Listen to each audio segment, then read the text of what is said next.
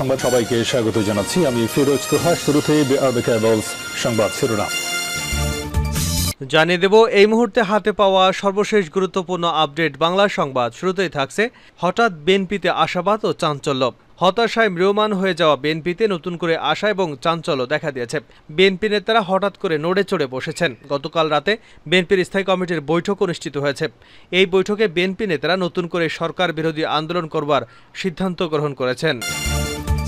এবারে জানাবো নারী ও প্রতিবন্ধী কোটা রেখে সব কোটা বাতিল করে দেওয়া উচিত। চলমান কোটা সংস্কার আন্দোলন যৌক্তিক বলে মন্তব্য করেছেন সংসদের বিরোধী দলীয় নেতা জি.এম. কাদের। তিনি বলেন, কর্মক্ষেত্রে মেধাকে মূল্যায়ন করতে সীমিত আকারে নারী এবং প্রতিবন্ধী কোটা রেখে সব কোটা বাতিল করে দিতে হবে। জানাবো টানা ভারী বর্ষণে কক্সবাজার শহর এবং আশপাশের এলাকায় পাহাড় ধসের ঘটনায় 2 শিশুসহ 4 জন নিহত হয়েছেন। বৃহস্পতিবার রাতে শহরের সৈকত পাড়ায় পাহাড় ধসে মাটিচাপা পড়ে 1 শিশু নিহত এবং আরও 3 জন আহত হন। এবারে থাকছে তাদের খায়েশ পূরণ হতে দেবে না আওয়ামী লীগ। আওয়ামী লীগের সাধারণ সম্পাদক ওবায়দুল কাদের বলেছেন, কোটা বিরোধী আন্দোলনকে বিএনপি সরকার বিরোধী আন্দোলনে রূপ দিতে চায়। তাদের সে খায়েশ পূরণ হতে দেবে না আওয়ামী লীগ। কোটা বিরোধী অরাজনৈতিক এই আন্দোলনকে কেউ যদি রাজনৈতিক ফাঁদে ফেলতে চায় তাহলে আমরা রাজনৈতিকভাবে মোকাবিলা করব। এদিকে শিবির আখ্যা দিয়ে ছাত্রকে পেটালো রাজশাহী বিশ্ববিদ্যালয় ছাত্রলীগ সভাপতি। সরকারি চাকুরিতে কোটা ব্যবস্থা সংস্কারের আন্দোলনে অংশ নেওয়ায় রাজশাহী বিশ্ববিদ্যালয়ের এক শিক্ষার্থীকে শিবির আখ্যা দিয়ে মারধরের অভিযোগ উঠেছে শাখা ছাত্রলীগ সভাপতি এবং তার কয়েকজন অনুসারীর বিরুদ্ধে। এবং সর্বশেষ জানাবো আন্তর্জাতিক সংবাদ। ফিলিস্তিনিদের ঠেকাতে ব্যর্থতার দায় স্বীকার করল ইসরায়েলি সেনাবাহিনী। ফিলিস্তিনি স্বাধীনতাকামী সংগঠন হামাসের হামলা ঠেকাতে না পারার ব্যর্থতার দায় স্বীকার করে নিয়েছে ইসরায়েলি সেনারা। গত 7 অক্টোবরের ইসরায়েলি কিবুটস বেরিতে নজিরবিহীন হামলা চালিয়ে নিজেদের নাগরিকদের নিরাপত্তা দিতে ব্যর্থ হওয়ার কথা জানিয়েছে সেনাবাহিনী। এতক্ষণ শিরোনাম শুনছিলেন, এবার বিস্তারিত। প্রিয় দর্শক, আপনি যদি এই চ্যানেলে নতুন হয়ে থাকেন, ভিডিওটি দেখতে দেখতে চ্যানেলটি সাবস্ক্রাইব করে আমাদের সঙ্গে থাকুন। আর এই ভিডিও সম্পর্কে আপনি আপনার মূল্যবান মতামতটি কমেন্ট বক্সে জানিয়ে দিন। আর হ্যাঁ প্রিয় দর্শক, জানিয়ে দিন ভিডিওটি কোথা থেকে দেখছেন। হঠাৎ বিএনপিতে আশাবাদ ও চাঞ্চল্য। হতাশায় ম্রিয়মাণ হয়েও বিএনপিতে নতুন করে আশা এবং চাঞ্চল্য দেখা দিয়েছে। বিএনপি নেতারা হঠাৎ করে নড়ে চড়ে বসেছেন। গতকাল রাতে বিএনপির স্থায়ী কমিটির বৈঠক অনুষ্ঠিত হয়েছে। এই বৈঠকে বিএনপি নেতারা নতুন করে সরকার বিরোধী আন্দোলন গ্রহণ করবার সিদ্ধান্ত নিয়েছেন। এর পরিপ্রেক্ষিতে বিএনপির ভারপ্রাপ্ত চেয়ারম্যান লন্ডনে পলাতক তারেক জিয়া বিএনপির যুগ্ম মহাসচিবদের সাথে আন্দোলনের কর্মসূচি নিয়ে আলোচনা করবেন বলেও জানা গেছে। সবকিছু মিলে বিএনপি এখন নতুন করে চাঙ্গা হবার চেষ্টা করছে। বিএনপির একাধিক দায়িত্বশীল সূত্রগুলো বলছে, 7টি কারণে বিএনপির মধ্যে এ ধরনের চাঞ্চল্য সৃষ্টি হয়েছে। প্রথমত, শিক্ষার্থীদের কোটা বিরোধী আন্দোলনের গতি বৃদ্ধি পাওয়ার ফলে বিএনপির মধ্যে একটা আশা তৈরি হয়েছে। তারা মনে করছে এই আন্দোলনের উপর ভর করে তারা সরকার বিরোধী আন্দোলনকে নতুন করে শুরু করতে পারবে। দ্বিতীয়ত, বামপন্থী শিক্ষকরাই যখন পেনশন স্কিম নিয়ে শিক্ষা বর্জন করেছেন, সেটাকেও বিএনপি সরকারের জন্য চাপ হিসেবে দেখছে। তারা মনে করছে যে এর ফলে শিক্ষাঙ্গনগুলোতে আওয়ামী লীগের যে নিয়ন্ত্রণ তা অনেকটা আলগা হয়ে পড়বে এবং সেখানে ছাত্রদের দিয়ে নতুন করে আন্দোলনের সূত্রপাত ঘটানো যাবে। তৃতীয়ত, দ্রব্যমূল্যের ঊর্ধ্বগতির কারণে বিএনপির অনেকের মধ্যেই এ ধারণা হচ্ছে যে জনগণ এখন এই সরকারের বিরুদ্ধে আন্দোলনে যেতে আগ্রহী। এরকম একটি পরিস্থিতি তৈরি হতে বেশি দেরি নেই, যেখানে জনগণ এবং দ্রব্যমূল্যের ঊর্ধ্বগতি নিয়ে ক্ষুব্ধ প্রতিক্রিয়া ব্যক্ত করবে। চতুর্থত, অর্থনৈতিক অবস্থা ক্রম অবনতির কারণে সরকার অনেক চাপে রয়েছে। বৈদেশিক মুদ্রা রিজার্ভ আবার $20 বিলিয়ন নিচে নেমে যাচ্ছে। এর ফলে এই অর্থনৈতিক সংকট সামাল দেওয়ার জন্য সরকারের জন্য কঠিন হয়ে পড়বে। ফলে দেশে বিদ্যুৎ সংকট, গ্যাস সংকটের মতো সমস্যাগুলো প্রকট আকার ধারণ করবে। এটিও আন্দোলন করবার ক্ষেত্রে বিএনপিকে আশাবাদী করে তুলেছে। পঞ্চমত, আন্তর্জাতিক সম্পর্কে নতুন মেরুকরণ ও বিএনপিতে আশাবাদী করে তুলেছে। বিএনপি নেতারা মনে করছে সরকার একটি ঝুঁকিপূর্ণ কূটনৈতিক খেলায় অংশ নিচ্ছে, যেখানে চীন এবং ভারতের সাথে সমান্তরালভাবে সম্পর্ক রাখার চেষ্টা করছে। কিন্তু শেষ পর্যন্ত সেটা সম্ভব হবে না। আর যদি সেটা সম্ভব না হয়, সেক্ষেত্রে সরকারের একটি বড় ধরনের চাপে পড়বে। ষষ্ঠত, বিএনপিতে যে নতুন কমিটিগুলো হয়েছে, সেই কমিটি হওয়ার কারণে বিএনপি নেতাকর্মী কারো কারো মধ্যে এক ধরনের উৎসাহ উদ্দীপনা লক্ষ্য করা যাচ্ছে। তাদের অনেকেই মনে করছেন যে নতুন কমিটিতে যারা নেতৃত্ব পেয়েছেন তারা কিছুটা হলেও প্রমাণের চেষ্টা করবেন যে তারা চটজলদি আন্দোলনের জন্য প্রস্তুতি গ্রহণ করবেন। এবং সর্বশেষ, আওয়ামী লীগের অভ্যন্তরীণ কোন্দল এখন তীব্র আকার ধারণ করেছে। আওয়ামী লীগের সাংগঠনিক অবস্থা অত্যন্ত দুর্বল এবং যারা মাঠে নেতা তারা হাল ছেড়ে দিয়েছেন। এ অবস্থায় রাজনৈতিকভাবে আন্দোলন মোকাবেলা করার মতো অবস্থা আওয়ামী লীগের নেই। আর এই সমস্ত বাস্তবতা মিলে বিএনপি নেতাদের মধ্যে আবার নতুন করে আশার আলো দেখা যাচ্ছে। হতাশা কাটিয়ে তাদের মধ্যে গত কয়েকদিনে আবার চাঙ্গা ভাব লক্ষ্য করা যাচ্ছে। তবে বিএনপির শীর্ষ নেতারা মনে করছেন যে শুধুমাত্র কোটা আন্দোলন বা শিক্ষকদের আন্দোলনের উপর ভর করে বিএনপি যদি আশাবাদী হয়ে ওঠে তাহলে সেটি হবে তাদের আরেকটি ভুল। নারী ও প্রতিবন্ধী কোটা রেখে সব কোটা বাতিল করা উচিত। চলমান কোটা সংস্কার আন্দোলন যৌক্তিক বলে মন্তব্য করেছেন সংসদের বিরোধী দলীয় নেতা জি এম কাদের। তিনি বলেন, কর্মক্ষেত্রে মেধাকে মূল্যায়ন করতে সীমিত আকারে নারী এবং প্রতিবন্ধী কোটা রেখে সব কোটা বাতিল করা উচিত। এছাড়া স্বাধীনতার 53 বছর পেরিয়ে নাতি নাতনিদের জন্য মুক্তিযোদ্ধা কোটা বহাল রাখার কোনো যৌক্তিকতা নেই। বৃহস্পতিবার সন্ধ্যায় রংপুর নগরীর সোনাপাড়ায় নিজ বাসভবনে সাংবাদিকদের সঙ্গে আলাপকালে এসব কথা বলেন জাপা চেয়ারম্যান জি এম কাদের। বলেন, গত কয়েকদিনে ছাত্র আন্দোলনের পরিস্থিতি বিবেচনা এবং জনমতে আমরা দেখতে পেয়েছি দেশের প্রায় 90% মানুষ প্রত্যক্ষ এবং পরোক্ষভাবে কোটা সংস্কার আন্দোলনকারীদের পক্ষে। তাই কোটার মাধ্যমে দেশের অভ্যন্তরীণ বিভাজন সৃষ্টি না করে আন্দোলনকারীদের সব দাবি দাওয়া দ্রুত মেনে নেওয়া উচিত।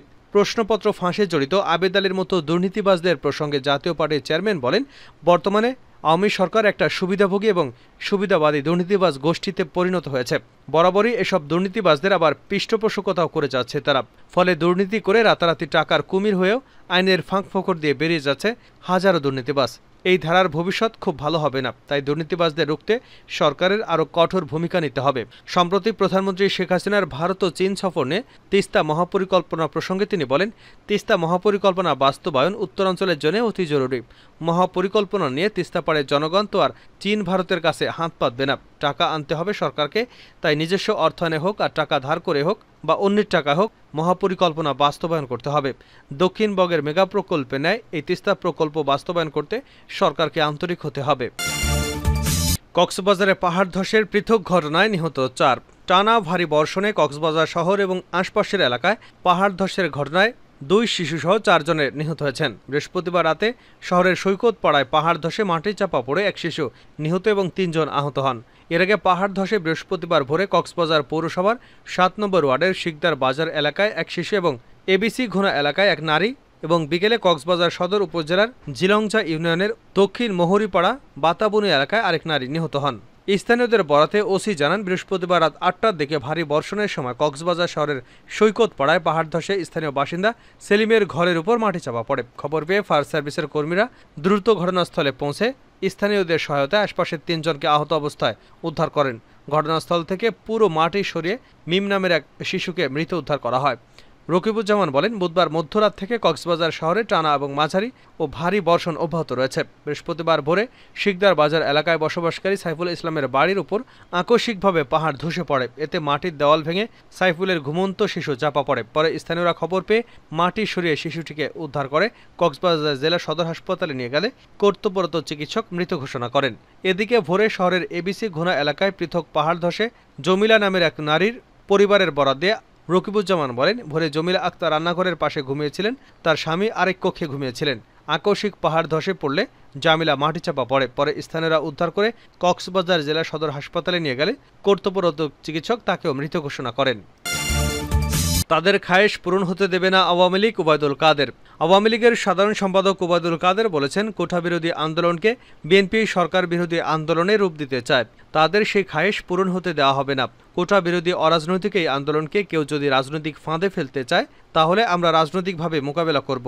এ নিয়ে সবাইকে সতর্ক থাকার নির্দেশনা দেন তিনি। বৃহস্পতিবার দুপুরে রাজধানীর ধানমন্ডিতে আওয়ামী লীগ সভাপতির কার্যালয়ে সংবাদ সম্মেলনে কোটা নিয়ে সরকারের অবস্থান তুলে ধরে এসব কথা বলেন ওবায়দুল কাদের। কোটা নিয়ে আন্দোলনরত শিক্ষার্থীদের জনদুর্ভোগ সৃষ্টিকারী সব প্রকার কর্মসূচি বন্ধ করে আদালতের নির্দেশ মেনে অনতিবিলম্বে নিজ নিজ প্রতিষ্ঠানে ফিরে যাওয়ার আহ্বান জানান ওবায়দুল কাদের।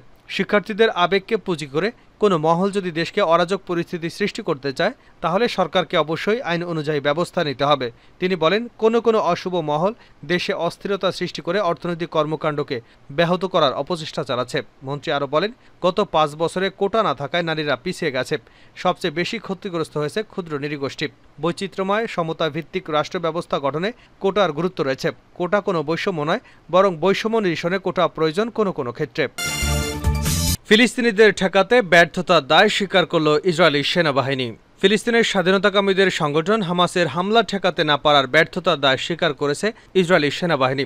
গত 7 অক্টোবরের ইসরায়েলের কিবুটজ বেরিতে নজিরবিহীন হামলায় নিজেদের নাগরিকদের নিরাপত্তা দিতে ব্যর্থ হওয়ার কথা জানিয়েছে সেনাবাহিনী। বৃহস্পতিবার কাতার ভিত্তিক সংবাদ মাধ্যম আল জাজিরার এক প্রতিবেদনে এ তথ্য জানানো হয়েছে। ইসরায়েলি বাহিনী বলছে, গত ৭ই অক্টোবরের হামাসের নেতৃত্বাধীন হামলার সময় তারা কিবটুস বেরির জনগণকে রক্ষা করতে ব্যর্থ হয়েছে। প্রথম তদন্তে এবং এই হামলার ঘটনায় নিজেদের নিরাপত্তা ব্যর্থতার বিষয়টি উঠে এসেছে। হামাসের এই হামলায় বেরির ১,০০০ লোকের মধ্যে ১০০ জনেরও বেশি নিহত হয়েছেন। এছাড়া হামলার সময় অন্তত ৩২ জনকে জিম্মি করা হয়েছে, যাদের মধ্যে ১১ জন ফিলিস্তিনিদের হাতে জিম্মি রয়েছে। বৃহস্পতিবার সেনাবাহিনী জানিয়েছে, তদন্তে ওই দিনের ঘটনা, লড়াই এবং নিরাপত্তা বাহিনীর আচরণ পরীক্ষা করা হয়েছে। কিবুটজের নাগরিকদের সুরক্ষা, নিজেদের ব্যর্থতার বিষয়টি স্বীকার করার সঙ্গে সঙ্গে সেখানকার বাসিন্দাদের সাহসিকতা এবং নিজেদের দ্রুত প্রতিক্রিয়ার প্রশংসা করেছে ইসরায়েল। তদন্তে দেখা গেছে, ইসরায়েলের হামাস যোদ্ধাদের ব্যাপক অনুপ্রবেশের ঘটনায় সেনাবাহিনী অপ্রস্তুত ছিল। এছাড়া এলাকায় অপর্যাপ্ত সেনাবাহিনী এবং দুপুর পর্যন্ত ঘটনাগুলোর বিষয় স্পষ্ট ছিল না, ফলে তারা হামলা শুরুর কয়েক ঘন্টা পরও বাসিন্দাদের সঠিকভাবে সতর্ক করতে পারেনি। এছাড়া এদিনের লড়াই ছিল সমন্বয়হীন। তদন্তে ইসরায়েলি সেনাবাহিনীর একটি বাড়তি ট্যাঙ্ক হামলার বিষয়টিও উঠে এসেছে। সেখানে যোদ্ধারা প্রায় ১৫ জনকে জিম্মি করে ফেলেছিল। এ ঘটনায় ব্যাপক সমালোচনার মুখে পড়ে সেনাবাহিনী। অভিযোগ করা হয় যে এ ঘটনাকে বেসামরিক লোকদের ক্ষতির দিকে ঠেলে দিচ্ছে। তবে এ ঘটনায় সেনাবাহিনীর কোনো দোষ খুঁজে পায়নি ইসরায়েল। সেনাবাহিনীর তদন্তের সারসংক্ষেপে বলা হয়েছে, ভেতর থেকে গুলি এবং হামাসের যোদ্ধাদের নিজেদের ও জিম্মিদের হত্যার উদ্দেশ্যে ঘোষণা দেওয়ার পর জিম্মিদের বাঁচাতে অভিযান শুরু করে ইসরায়েল। এতে আরও বলা হয়েছে, বাড়িটির ভেতরে থাকা লোকেরা কেউ ট্যাঙ্কের গুলিতে আহত হননি। তবে জিম্মিদের কিভাবে হত্যা করা হয়েছে তা নিয়ে তদন্ত প্রয়োজন, কেননা নিহতের শরীরে গুলির চিহ্ন পাওয়া গেছে। উল্লেখ্য, গত ৭ই অক্টোবরের ইসরায়েলে নজিরবিহীন হামলা চালায় ফিলিস্তিনের স্বাধীনতাকামীদের সংগঠন হামাস। দেশটির এই হামলার জবাবে পাল্টা হামলা শুরু করে ইসরায়েল। এরপর থেকে এই যুদ্ধ শুরু হয়। ক্রমেই তীব্র থেকে তীব্রতর রূপ নেয় এই যুদ্ধ। এরপর থেকে গাজার উপর বিমান এবং স্থল হামলা চালিয়ে যাচ্ছে ইসরায়েল। এমনকি তাদের হামলা থেকে রেহাই পায়নি হাসপাতাল, স্কুল, শরণার্থী শিবির, মসজিদ সহ ধর্মীয় স্থাপনাও। সংবাদ মাধ্যম জানিয়েছে, ইসরায়েলি আগ্রাসনের কারণে গাজায় ২০ লাখ বাসিন্দা তাদের বাড়িঘর ছেড়ে যেতে বাধ্য হয়েছেন। দেশটির হামলার কারণে ধ্বংসস্তূপে পরিণত হয়েছে পুরো গাজা শহর।